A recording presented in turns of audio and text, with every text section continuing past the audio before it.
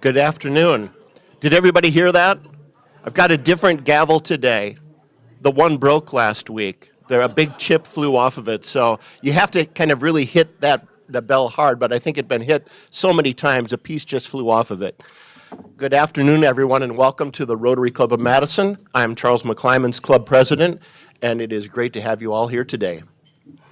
Today's meeting is sponsored by Paul Hoffman, Aaron Embry, and Tara Grays of Lake Ridge Bank. Thank you.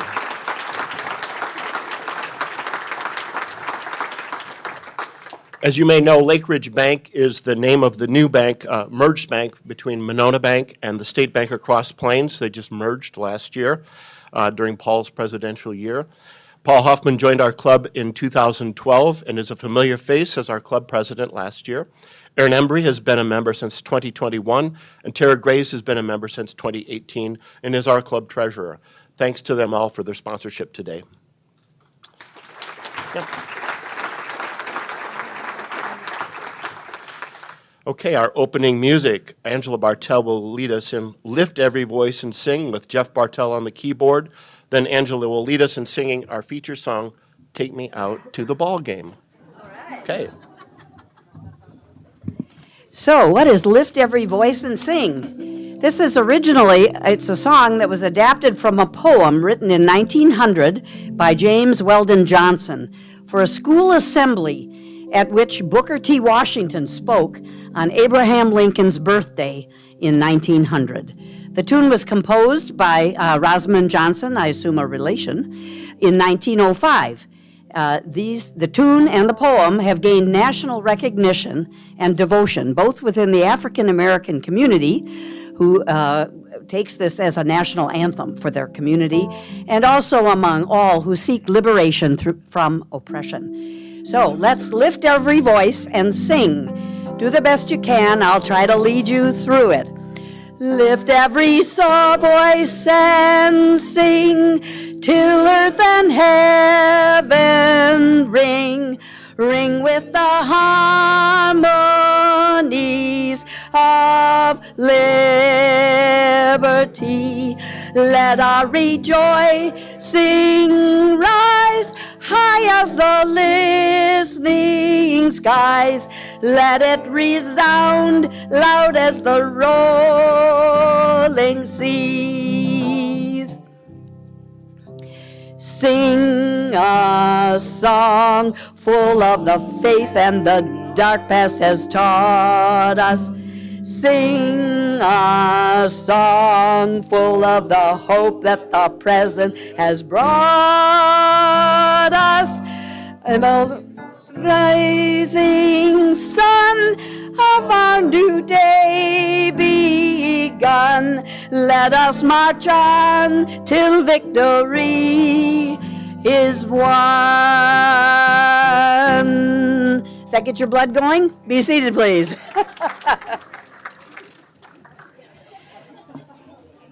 Well, now that the Milwaukee Brewers, I can hardly say Brewers, I'm so old, it just Braves comes out of my mouth. But now that the Milwaukee Brewers have moved into first place in the National League Central Division, let's sing Take Me Out to the Ball Game. Get the Peanuts and Cracker Jack ready. Take me out to the ball game. Take me out with the crowd. Buy me some peanuts and Cracker Jack. I don't care if I never get back, and we'll root for the home team. If they don't win, it's a shame. Or it's 1, 2, 3 strikes, you're out at the old ball game.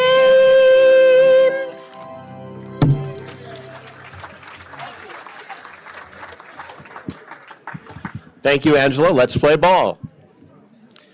Okay, one of the traditions that we've started this year is a moment of gratitude each week. And this week, Michael Muka is going to provide our moment of gratitude. Michael joined our club in 2020 and is the chief engineer and director of the Madison Metropolitan Sewerage District. Let's hear from Michael about his moment of Rotary gratitude.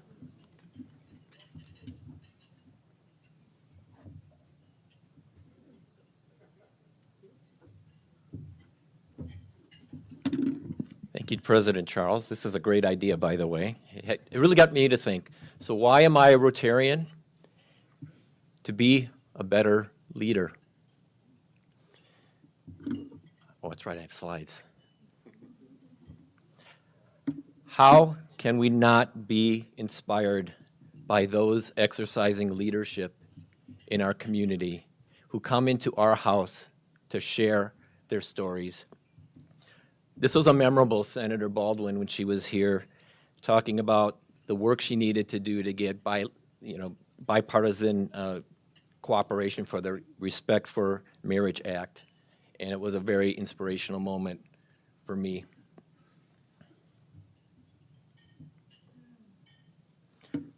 How can we not be inspired by fellow Rotarians sharing a solemn space together and reflecting and acting and going to the Chazen Museum, seeing the exhibit? It was extremely powerful, and then reflecting on it and then coming up with personal actions we are going to take to undo some of the wrongs our own community did. I want to thank Scott Strong and Ron Luskin for making that happen. How can we not be inspired by those doing a lot with a little? I had the honor of serving on Jen Savino's grants committee, and we looked at over 70 applications for grants. I had the opportunity to make site visits, which was, I would say, a profound experience for me, because we see people doing great work here. Did you know that young people, especially coming from poor households, are not banked? They do not trust financial institutions. This organization and the Rotary funds we used is to have young CEOs have bank accounts and become the professionals of the future. Here is one. You see all the lanyards. These are volunteers at this organization that provides special care for medical care. They're doctors, interpreters, nurses that provide services every day in our community. And finally, this one was 3 blocks from my house. I never know it existed. It was Underdog. I love dogs. I didn't know existed. It was this little place, and they take care of dogs that are suffering. And it had a part in my heart, but when I learned that most of these dogs come from homeless people, I had a hint of judgment when I asked the question, why do homeless people have dogs if they can't take care of themselves? And she looked at me and said, it's the only friend they have. That's why they do that work. Rotary funds that work. So what I get from Rotary is a sense of gratitude for all the work happening in our community that's invisible to us. It's the hope. There is more good happening in this world than bad. We see in social media everything's bad. And just energy to do my part to join all those others who are doing work in the community. Thanks.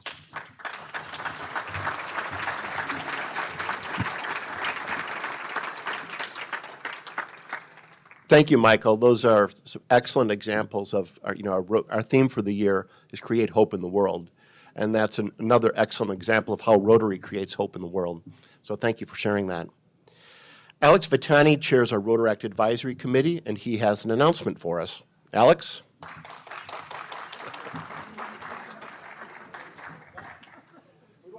You got a fan club over there. Check is in the mail, Neil. Thank you. Hello, fellow Rotarians. Thank you for a few minutes of your time this afternoon. With the school year quickly approaching, we'll be kicking off our Rotaract for the year, which is the version of Rotary for students on campus. And Charles, I love the theme of gratitude this year.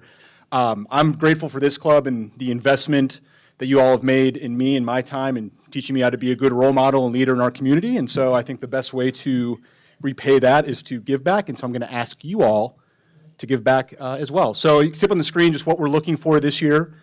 First, if you're able and willing to join our committee, we're going to have our planning meeting before our lunch on August 9th at 11:15. There we'll talk about Plans for the year, some of the things we want to do with the club, including community service projects, social networking with our club, and then segueing into point 2, call for presenters. These are the topic areas that the students have asked for speakers this year. So if you or someone you know in this room is in healthcare, business, law, or has valuable life skills, like investing, personal finance, professional development, career coaching, we would love to have you come and make a short 20 to 25-minute presentation to our students.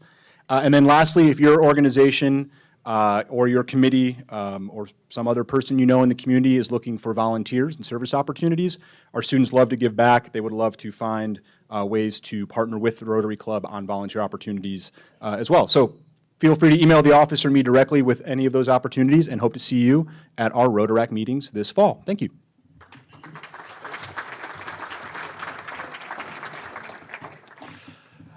And our newest member, Maria Hayda, is going to introduce our guests and visiting Rotarians, if there are any. Maria. All right, so I'm going to announce the guests. And I'd like the guests, of which I was one not that long ago, to stand when your name is called and remain standing, so you'll be recognized as a group at the end. So we have Dave Anderson, who's a visiting Rotarian from Wausau. He's the past district governor for District 6220. We have Isabella Andrews, who is a guest of Bob Sorg. We have Chad Bartel, who's a guest of Jeff and Angela Bartel. We have Tom Keller, who's a guest of Scott Hamerson. We have Tiffany Malone, who's a guest of Angela Bartel. We have Jack Novick, who's a guest of Jean Engelhardt. We have Marion Ryman, who's a guest of Valerie Renk. We have Dave Schwartz, who's a guest of Jean Engelhardt. We have Jennifer Winding, who's a guest of Bob Winding. Victoria Thaler, who's a guest of Aurelie Estrada. We have Norma Portnoy, who's a visiting Rotarian from Boulder, Colorado, and Stu Dolmick, who is a guest of Norma Portnoy. Okay.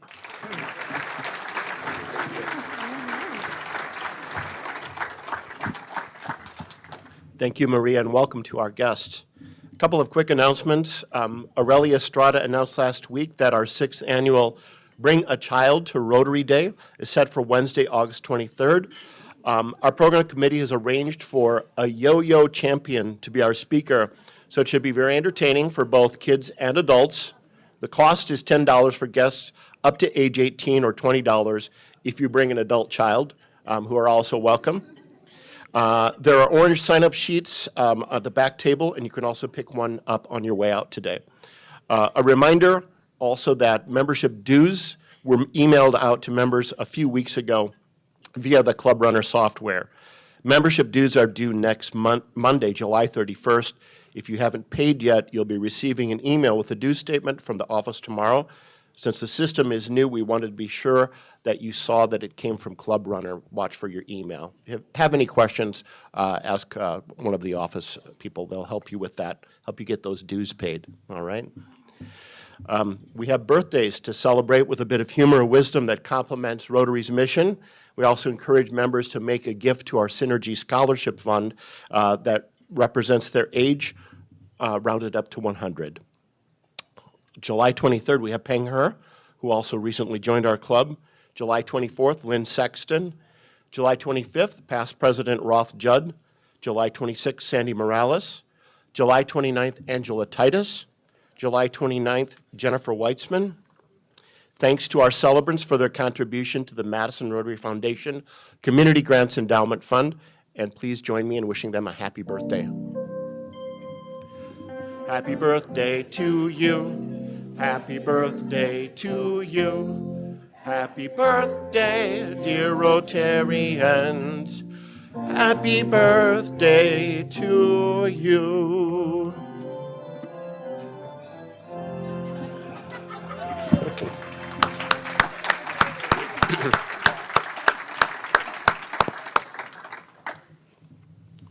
So members in the news.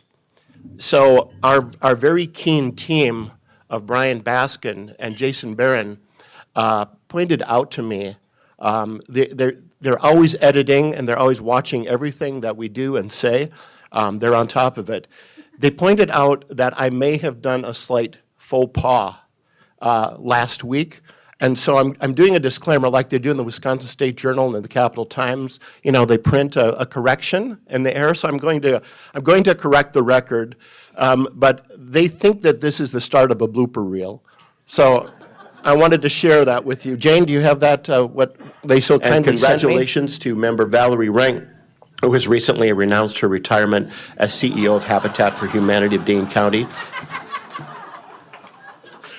So I have checked with Valerie, and it's true, she did not renounce her retirement. In fact, she affirmed it to me and confirmed it, that she announced her retirement. But don't you love the alliteration? Rank renounces retirement, right? That's some good alliteration. Anyway, mea culpa, okay? I never admitted to being a prefect president. Okay. Other members in the news, Kaleem Kerr was quoted in the Capital Times about One City Schools. Baltazar de Anda Santana was quoted in the Cap Times about broadening the employment pool in Wisconsin. Letitia Nelson and Becky Steinhoff were quoted about raising the minimum wage at the Goodman Community Center to $20 per hour. And James Ty was quoted in an article about the new waterfront design for Lake Monona. Thanks for all of the good things that members are doing in the community. Okay. Now we're on to our program. Our speaker today is Brian Mason, who was named Director of Name, Image, and Likeness Strategy at the University of Wisconsin just this past August.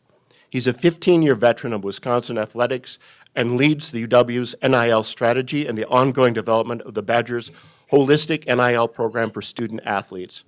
Prior to joining the staff at Wisconsin in 2008, he spent 3 years in the athletics media relations office at his alma mater, the University of Northern Iowa. Brian is going to talk with us about NIL and what it means for Wisconsin athletics. We look forward to your presentation, Brian, and in your honor, we've made a contribution to the Rotary International Polio Plus Fund for speaking with us here today. So please welcome Brian Mason.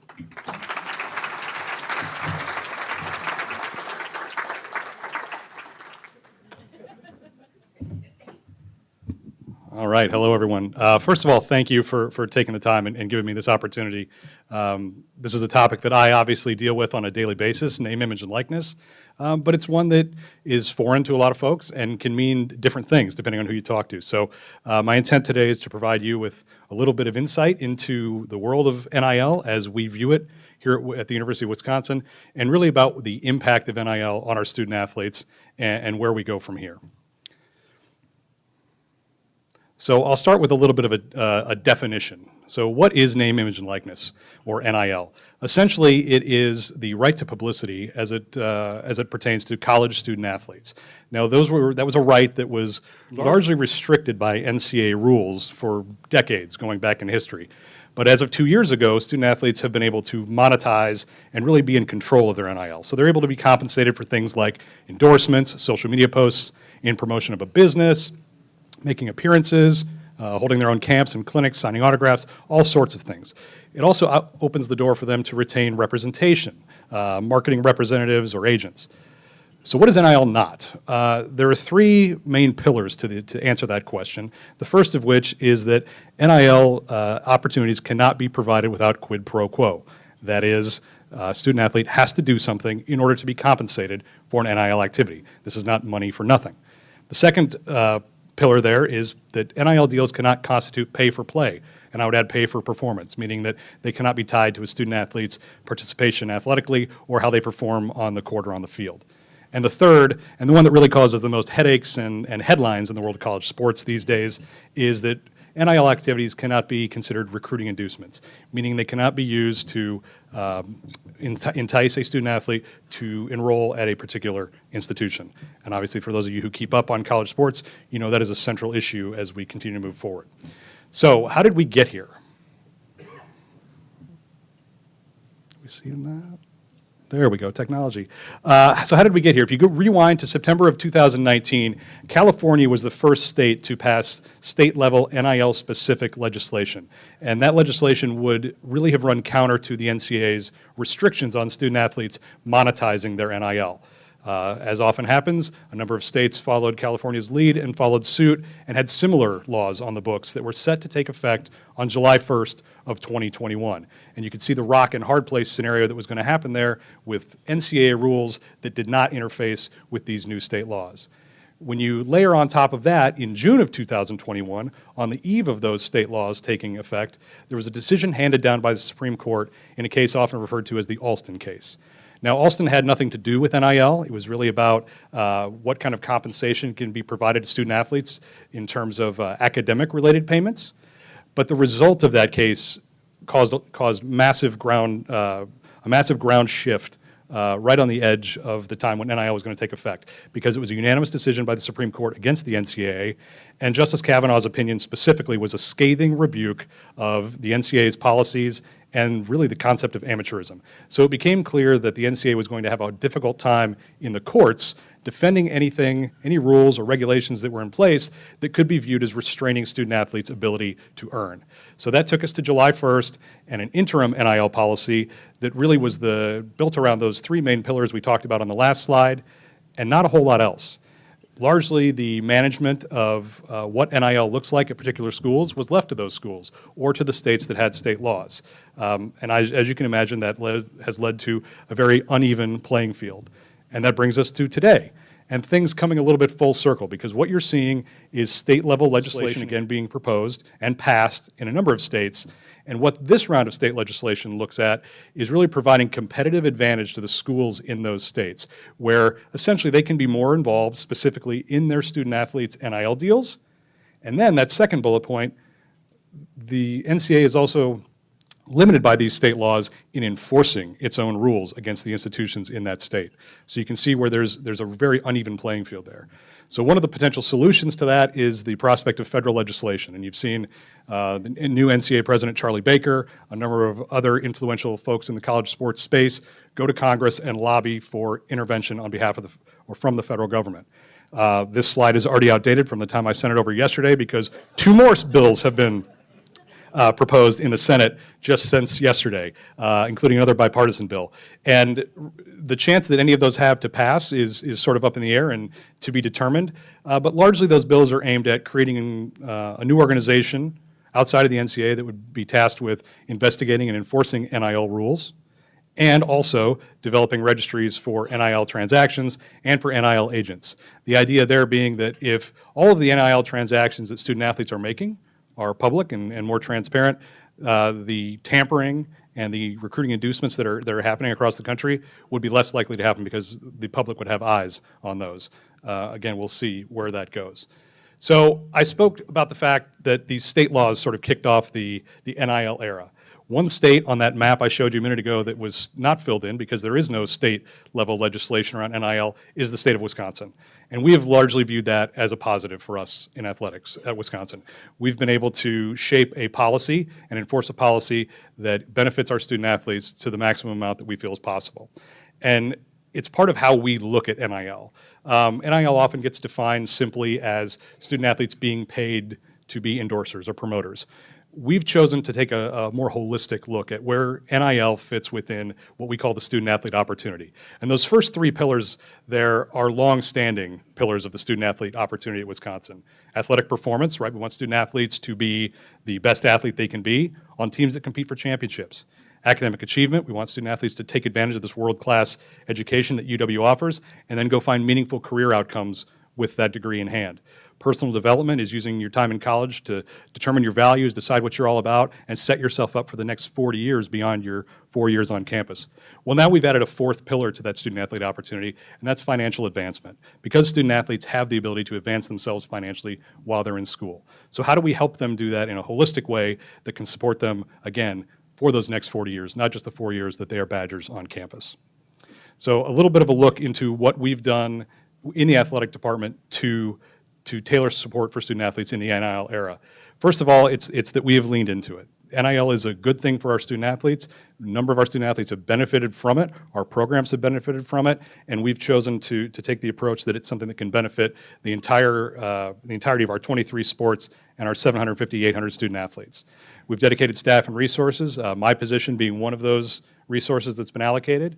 We've really leaned heavily into leveraging our existing sponsors and our corporate partners and having them explain to them the value of getting involved and adding student athletes to their marketing efforts. We've entered into group licensing agreements, such as the jersey you can see there as an example, where student athletes are able to put their name and number on co-branded merchandise, officially licensed merchandise, that then they get a royalty payment for when someone buys the jersey with their name and number on it. That'll extend also eventually into trading cards and eventually the EA Sports college football video game, which is scheduled to make a comeback at this time next year. We stood up something we call the UW Marketplace, which is a forward-facing marketplace that gives the public, any fan, brand, or business, access to all of our student athletes. Every student athlete has a profile on the marketplace and can have deals pitched to them. Everything from signing an autograph to making an appearance to working on behalf of your business. It's an easy gateway to get to our student athletes and pitch them NIL opportunities. And then the last bullet is really, again, back to that holistic point of how do we use NIL as a chance to give our student athletes a jump start on business skills and on life skills that'll serve them well beyond the time that they're earning these NIL deals while on campus. So I want to give you a little bit of a peek at what NIL looks like in practice, because I think sometimes the default is to think of the headlines about $13 million offers made to quarterbacks and crazy things like that really in reality are not what we're seeing in the NIL space. So what NIL looks like for our student athletes is these examples that follow. One of the most obvious that if you have driven on the Beltline at all in the past 2 years, you've undoubtedly seen Mountain Dew billboards featuring our men's basketball student athletes, especially in the months of February and March as we get toward March Madness. But Pepsi is a longtime partner of the athletic department that has added student athletes to their marketing materials. I think about the Pepsi truck that drives around and Bucky Badger's on the side of it. You've probably all seen that. Bucky's great. We all love Bucky. But it adds a layer of value to a brand when they're able to utilize actual student athletes in their marketing materials. So how Pepsi has leveraged that, they've leveraged football student athletes to promote Pepsi. They've done their Mountain Dew campaigns around men's basketball. They've also done a lot of social influencing. Devin Robinson, the All-America player from our national champion volleyball team, a great example of that. She promoting the Bubbler line of beverages. And then they've also done some wider outreach to student athletes and had campaigns where athletes could sign up and be part of the launch campaign for the new Starry soda or for their Uber bottled water product.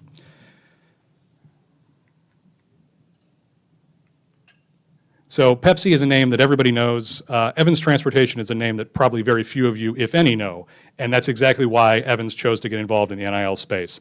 Evans wanted to find a way to build their brand awareness and do it in a fun way. So they entered into NIL agreements with Molly Schlosser from our softball team, Jim Radike from the football team, and put together some creative content to really, again, just build awareness about what is Evans, their brand. And the important thing for me in my role is the feedback that we've gotten from Evans is that they're seeing a return on investment for the work they're doing with student athletes. They also sponsor a PGA golfer, logo on the hat on Sundays, that sort of thing. And the metrics that they're showing from their social campaigns with our student athletes, and again, Molly is not a household name. Jim Ray outside of our fan base is not a household name.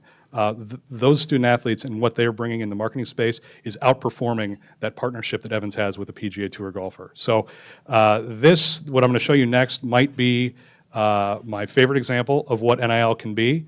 I had no idea that Jim Radike was an aspiring actor, but you'll see that might be in his future here. Hey, what's up, Chim? Evans Transportation. Yeah, Evans Transportation. We cover all sorts of stuff. We're best known for covering outsourced freight management solutions that encompass all modes of transportation, from the time an order is created all the way through freight audit and pay. We also cover LTL, which is less than truckload shipments. We do LTL volume. We do partial truckloads. Your standard truckload shipments, dry van or refrigerated. Sometimes we're using those refrigeration units to keep products cool. Sometimes we're keeping those products warm. We also ship many types of flatbeds. You got your standard flatbeds, step deck shipments, double drop shipments, low boy shipments, Conestoga shipments, and even RGNs. I got it. You guys cover everything. Exactly. So if we can cover all that, we can easily cover you. Safety first.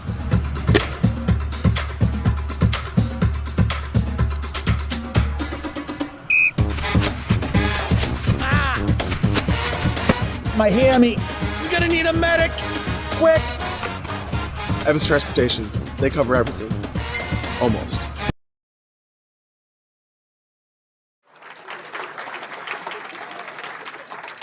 So there you go. When I'm out making presentations like this and talking about what our student athletes are capable of, one of the key points I always want to make is that they are capable endorsers, that they can really advance your marketing efforts. And what Chim did in this case is proof positive, right? This is more than an athlete taking a picture, holding a product, and putting it on Instagram. There's really a lot of opportunity. And the thing that I love again about Evans, and this is a quote from Ryan Keatman, the CEO of Evans, is that word fun. What he ends with there at the end. It's been super fun, and that's where I think our student athletes really excel, is in trying to reach their peers, trying to reach younger demographics, and doing it in a really fun way. This is one of my favorite NIL activities that we've seen from student athletes because it was student athlete driven. So Casey O'Brien is a captain on our national champion women's hockey team. Casey also did an internship with a marketing firm last summer, and she came away from it feeling empowered, saying, I can go pitch myself to businesses, and that's exactly what she did. So if any of you follow Quick Trip on any of their social media platforms, you know that Quick Trip inherently does not take itself very seriously, leans into fun. There's a natural fit there for what Casey proposed that she and her teammates do to program TikTok videos to promote Quick Trip. So she and 9 of her teammates did a series of TikTok videos, and what was great about it was Casey went into that not understanding that there was a relationship already between Quick Trip and UW Athletics. And what she was able to do by working with the team at Badger Sports Properties is she and her teammates were actually able to use their uniforms, able to use LeBron Arena, and really add some value to this campaign for themselves and for Quick Trip. So really a great example of a student athlete taking it upon themselves, taking agency, and going out and making something that was really cool.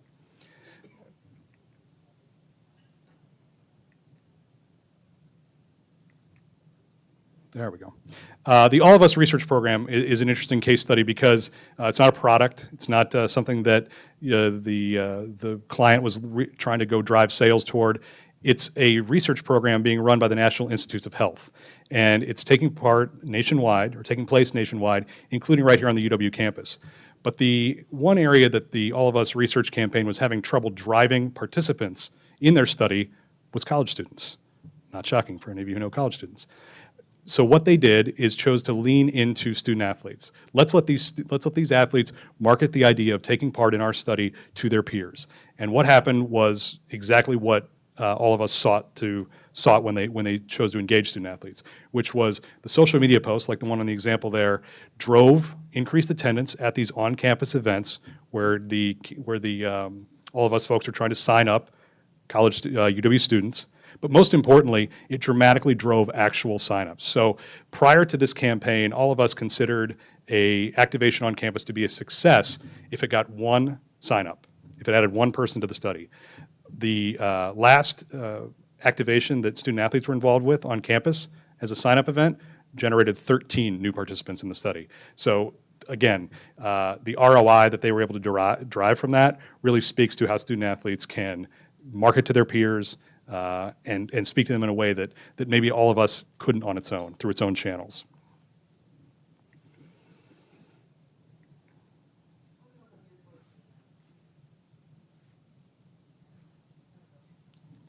Clicker. So Ignite Blocks is the final example I want to run through. And this is an example where you don't have to be a major brand with a major marketing budget. You don't have to have a partnership with UW Athletics, any of those things in order to get involved in NIL and use it effectively for your marketing efforts. So Ignite Blocks is a startup from an entrepreneur in Middleton, and what she created are these portable starting blocks that a track athlete or a football player can take to their workout in their backpack, do their workout, throw them back in their bag, and go home. Anybody who's ever dealt with traditional track and field starting blocks knows those are anything but portable. So it's a great product. And what she decided was, who better to be the face of my new product than these world-class athletes that are just down the road at UW. So Jody, the founder of Ignite Blocks, reached out and said, I'm interested in doing business with track athletes. How do I find your track athletes and pitch them on promoting my product? And I said, well, we happen to have a very easy way to do that. And so she was able to use our marketplace, filter down to the track team, and then we were able to help her discern who the sprinters were. That's who she specifically wanted to work with. And she reached out to L.O. Johnson from the men's track team, who is the fastest Badger in history, and Armani Brown from the women's team. Both of them agreed to be part of the initial launch and campaign for Ignite Blocks. And as you can see from the photos, they are the faces of this new product. And I love the feedback that we got from Jody talking about how well the student athletes did in terms of getting involved, executing what she was looking for, and just really being great throughout the process. I think that's feedback that we continually get from businesses and brands that work with our student athletes. Is they're impressed with the professionalism, they're impressed with the way they present themselves, and most importantly, they're impressed with the final product. So those are a few of the examples of where we're really seeing NIL in the commercial space and what NIL looks like at a practical level. The one thing I want to hit on that is another important part of the NIL ecosystem at Wisconsin is something called the Varsity Collective. So the collective is a third party. It's important to note that off the top. It is not associated with UW Athletics or the university, but it was founded by alumni. And the thing that I love about the Varsity Collective is it was founded by these alumni in harmony with the holistic approach that we in athletics are taking to NIL. So the mission of the collective is to provide more NIL opportunities to our student athletes through the process of making them brand ambassadors for charitable organizations and community groups.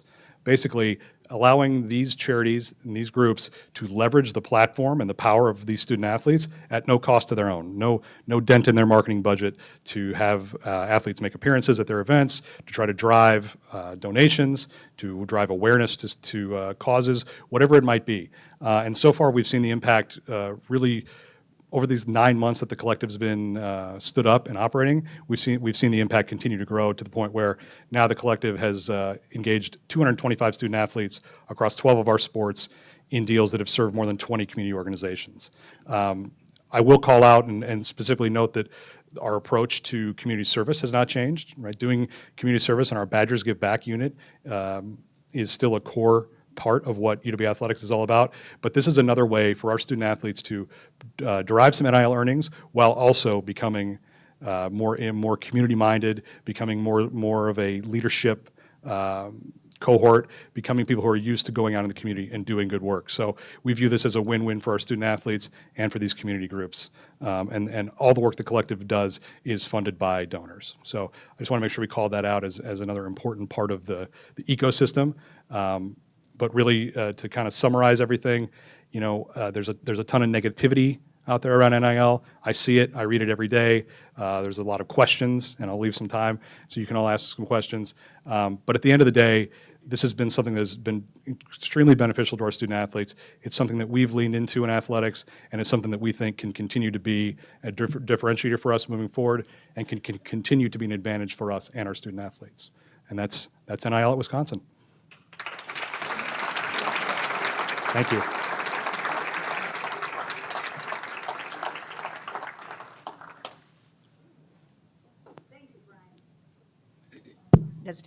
Thank you, Brian. Regina Milner, I'm delighted to have you. Understanding the importance of the changes in NIL has been very important, and a lot of people don't understand it. I have a question to ask you.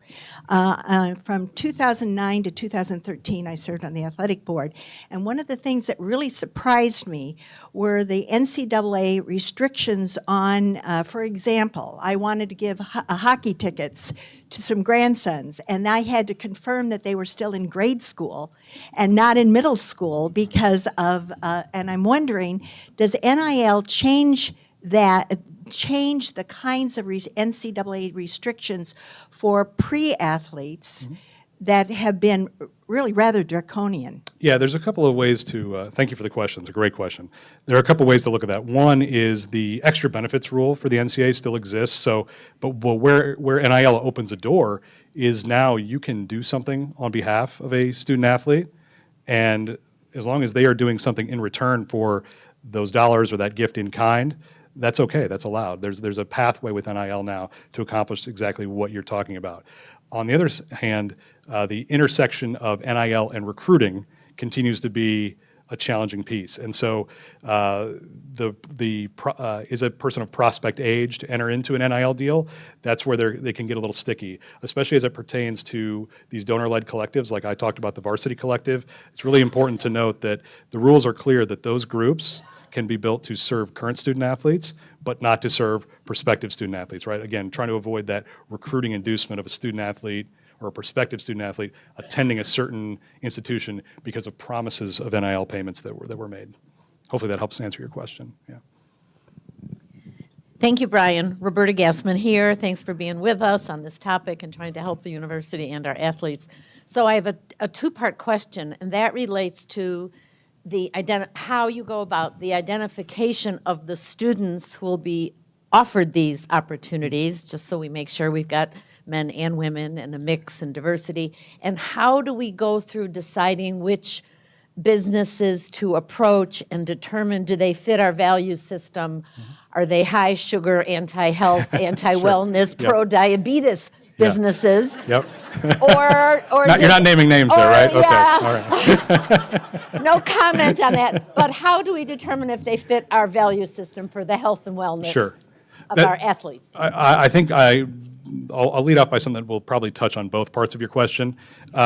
It's important to note that by NCAA rule, the institution, so allowed to be involved in the actual deal making for student athletes or on their behalf. So where I come in is trying to sell the idea of working with student athletes in NIL in general, as opposed to specifically, working on a deal for a specific student athlete. So how do those businesses get vetted, that sort of thing? Is that kind of what you're asking? Sure. So largely, NIL is driven not by the institution going out and trying to say you should work with our athletes. It's the other way. It's the business saying, I want to work with student athlete X or Y. Or in some cases, like in the All of Us research campaign example, I'm looking for student athletes that are studying fields in science or have an interest in research. Can you help us identify a pool of student athletes that we could approach with this opportunity? So it's less the athletic department or the university vetting those. Now, there are some restricted categories that are part of a larger university policy on students promoting things that are kind of common sense: gambling, tobacco, adult entertainment, those sorts of things.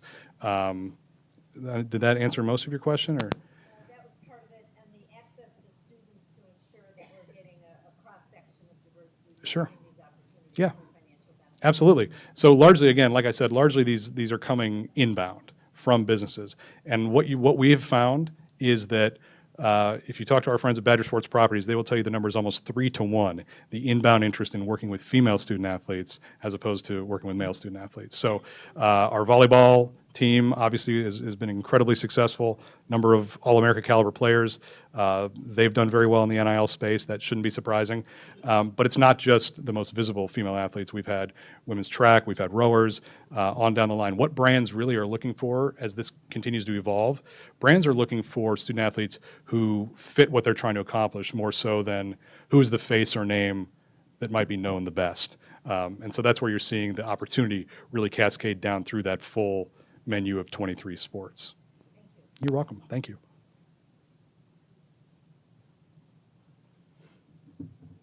Thank you very much for speaking to us. This is an important topic, I think. Would you please speak to the disadvantages or the problematic aspects of this that you only touched on in your talk? It seems to me there are plenty of opportunities here for this to go unfavorably. So, for example, it could be as simple as existing sponsors who now want to spend less with the athletic department and more with athletes, or as challenging as a coach saying, hey, I have sponsors who are really anxious to, wink, wink, to engage the right athlete if that person comes to the University of Wisconsin. Sure. To the second part of your question, I mean, that is against the rules. We can't have coaches directing compensation going to athletes. Does that happen around the country? I only have visibility of what happens here. We all read the headlines, and I think those types of things do go on. But that's not something that's even allowed within the scope of the rules. What was the first part of your question? Is it likely to reduce Oh, sure. Sure. I think largely so far, and I'd say this is I don't have a quantitative measure of this at this point, kind of in the infancy of this, but I think we've found it to be additive. We've found it to be where brands want to be aligned with UW Athletics. Brands want to be able to leverage that power of the Motion W, leverage the power of the Badgers, but they also want to be able to put a face to that. And that's where the student athlete piece comes in. And so it's what I've found is in the sponsorship space it to be very mutually beneficial. Athletes are more visible and valuable to a brand if people can tell that they are Badgers and they're able to wear their uniform or utilize the logo, and vice versa. It's the activations and what the actual outcome of the marketing efforts look like really expands when you're putting student athletes involved. And again, it's not just having Bucky Badger show up at your event and wave. It's being able to actually utilize the athletes themselves. So to answer your question, I think largely to this point it's been additive as opposed to sort of moving from one bucket to another.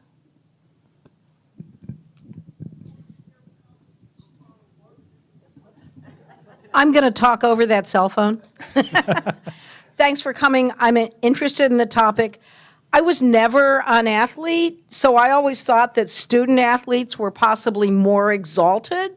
And then I learned that that was NCAA's way of creating a category of athlete that they could exploit without adequately compensating. This looks like NIL is designed to help redress that, but maybe it's time to lose all the baggage that goes with the terminology student athlete because NCAA used it to exploit. Yeah, and I think the genesis of that term, you're bringing up points that certainly are valid, that where that came from can be disputed. I still see value in that term because of how we view our student athletes as being more than just athletes. And in fact, that's only a small part of who they're going to be once they leave this place. So I appreciate that, but I still am a fan of the term, I guess. To your point about getting their slice of the pie, essentially, I think NIL was a good step toward giving student athletes the same set of rights that every other student on campus had. Every student had the ability outside of the student athlete population to be able to monetize their name, image, and likeness, to be able to sell their artwork with their name on it, which, like Danielle Hart from our volleyball team, is this incredible artist. And she was able to do her artwork, and she was able to sell it, but she could never put her name to it. She could never promote the fact that she was that she had this art for sale. And now the rollback of these NIL restrictions opened the door where heartart.com is a bustling store where she's able to sell her artwork. So I think NIL has gone a long way toward leveling those students' rights. And then to your point about the revenue sharing, and all of those are percolating under the surface issues in college sports right now. The California bill that I mentioned earlier, that's been tabled till next year, actually specifically calls for student athletes to receive a chunk of the revenue derived from media rights contracts, for example. So all of that is very much in flux, and I think NIL probably, when we look back in a number of years, NIL will prove to be a gateway for a larger reshaping of what college athletics look like. What form that takes, hard to say at this point. You're welcome. Can you compare our programs to the rest of the Big Ten? Sure. I think when I get that question, and I get that question a lot, can we be competitive? Can we be competitive in NIL? Where I always start is the state of Wisconsin, Dane County, this community. Athletes carry a ton of currency around here, whether it's the former quarterback of the Green Bay Packers, whether it's Giannis, whether it's whoever the star of the Brewers is. There's an inherent currency with athletes and our sports teams here. And I think the door opening now to UW athletes being part of that ecosystem, and frankly being a cost-effective way to engage in athlete endorsements, really opens the door in a way that a lot of other markets in the conference maybe don't have. I think we have such a strong affinity to our athletes, and I think the marketing potential is so big. And when you layer on top of that what Madison has to offer with the number of startups, with the business culture here, I just think we're in a very advantageous position. And frankly, that's something that we sell to athletes in the recruiting process, that the opportunity that exists here is enormous. Of course, other markets can say similar things, but I do feel very passionately about the future and what we're going to be able to offer student athletes as time goes on in terms of that sort of incubator for their NIL interests. To the question about can we compete, because you're probably thinking about, are there enough dollars in our collective versus in somebody else's collective and that sort of thing. One word of caution I would give to everybody in the room is, when you read headlines about NIL, when you see stories about NIL, take everything with a grain of salt. There is no centralized database of dollars and cents, and so there's a lot of hearsay, there's a lot of BS, there's a lot of positioning. So, long story short, I feel very strongly that we are in a great spot to be competitive in NIL relative to our peers. Thank you for your presentation today. And I'm not sure exactly how to ask it, but what sort of control is there on, or limits to, the financial rewards from the marketers to the students? What is fair market value for an NIL transaction? That is something that is being determined as we speak. It's a very young market. So what is the cap? The sky is sort of the limit, honestly. You look at Caleb Williams was the Heisman Trophy winning quarterback at USC. He was able to capitalize on winning the Heisman Trophy in a way that his predecessors never were able to. And he's somebody who reportedly has earned into the millions of dollars in NIL transactions. So really the sky is the limit of what your value is that you bring to companies that want to utilize you in their marketing. And we're continuing to see that market develop and change. And one of the important points I always like to make when I'm talking about our student athletes being open for business, they're effective marketers, not to undersell them, but the cost of entry and the relative cost of utilizing student athletes is not that high. So really the gamut runs from a few $100s to into the millions. Hey, question as a parent, youth leader, and mentor. So like probably anybody else who's in that kind of a situation, one of the biggest struggles for people growing up, young adults and kids, is being able to focus on their priorities given an infinite number of constant distractions. You hear stories come out of the university like coaches calling football players at 11 p.m. just to ask where they are. And then obviously people approaching athletes with money, it would be a significant potential source of distractions, or students being tempted to constantly look out and figure out how to promote themselves. What would you say that people in my position, parents and youth leaders, could learn from what the university has learned in trying to help students focus on their priorities? Priority is exactly the word that I was going to use. When we talk to our student athletes, NIL is completely and inherently optional. How you interface with NIL, how much you put yourself out there, how you position yourself, how many deals you try to get done, all of that is completely up to you. But the word priority is one we often come back to, because at best, NIL should be your third highest priority, behind becoming the athlete and teammate that you want to be, and becoming the student and eventually graduate and employable person that you want to be. And then NIL really shouldn't rise above either of those other two, because much like the example I gave a moment ago, the Heisman Trophy winner, in a lot of cases, the most valuable NIL deals are coming to student athletes who are the most successful. Not always, certainly not always the case, but you are seeing that. So if you want to succeed in NIL, the best way to do it is to be a great player, be a great teammate, be a great student, take care of all of your business in all those other areas, and then the success will come. Thank you for an excellent summary of a very hot topic that I'm personally very interested in. My question is a little peripheral, possibly.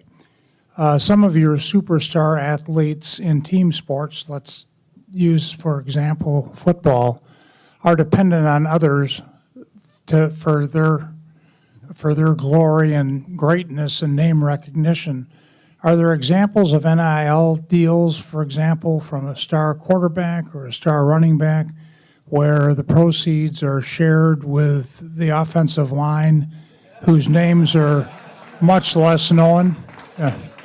Absolutely, and I'm glad you called out offensive line specifically, because when you look at certain positions that have an advantage at Wisconsin that maybe over other places, offensive line comes to mind, the same way that, given our success, volleyball comes to mind. So we did actually have an example in the first year of NIL 2 years ago, where our starting quarterback brokered a deal with a barbecue restaurant, and then as part of that deal, got the entire offensive line involved in that endorsement, got them free meals and all of that. So it definitely happens. And in a lot of cases, people are looking to engage a team. So people are saying, how do I work with the volleyball team? How do I work with the women's hockey team, as opposed to just individual athletes? I was not privy to the specifics of that transaction, but I think everybody did okay. Everybody walked away happy, I know that.